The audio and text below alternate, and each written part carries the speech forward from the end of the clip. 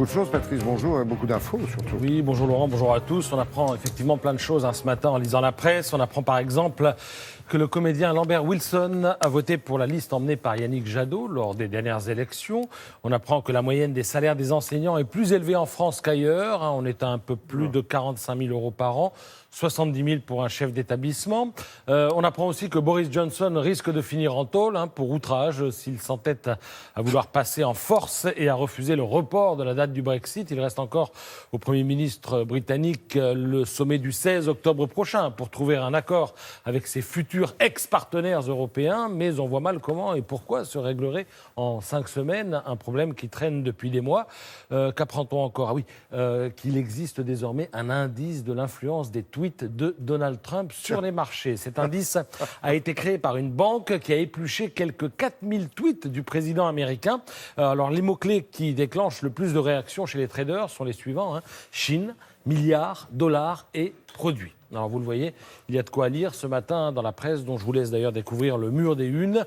Le menu est plutôt varié, qui va de la GPA au mythe de Jeanne d'Arc, en passant par l'installation de la Commission européenne, présidée par Ursula von der Leyen. Mais la une qui flash ce matin, c'est celle du Parisien.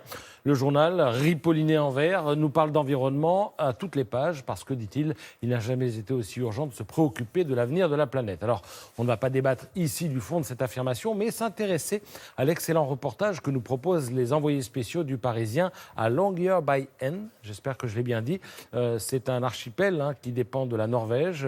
Cette ville est la plus au nord de la planète. Et ici, le mercure a pris 10 degrés en 30 ans.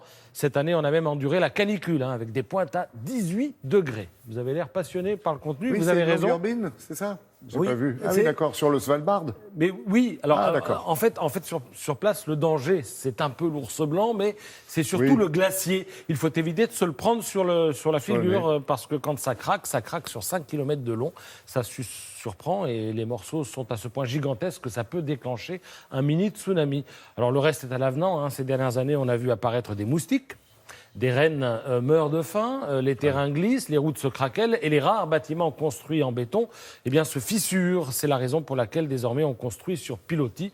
Voilà pour le topo de ce qu'on appelle le ground zero du changement climatique, puisque situation géographique oblige, on subit en ces lieux le changement climatique plus vite que partout ailleurs dans le monde, c'est-à-dire ce matin dans le Parisien. Et tenez, puisqu'on en est à évoquer le rapport de l'homme à la nature, j'ai en stock une variante puisée ce matin dans le Figaro, l'histoire du village de Celles, dans le département de l'Hérault. C'est un village qui aurait dû finir englouti par la mise en eau d'un barrage dans les années 60. Or, il a été miraculeusement épargné. Mais évidemment, tout le monde s'était sauvé après expropriation. Figurez-vous qu'aujourd'hui, le village refuse toujours de mourir. Des irréductibles se battent pour le repeupler. Les élus locaux ont obtenu du Conseil d'État que le village conserve son statut de commune. Et d'ici 2021-2022, il y aura repeuplement. Mais attention, les places sont chères. Pas plus de 120 habitants.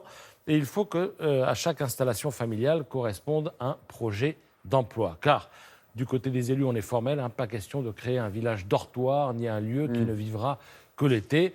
On en est pour l'instant à 200 dossiers de candidature. Comme dirait l'autre, la campagne, ça vous gagne, même quand il y a le chant du coq.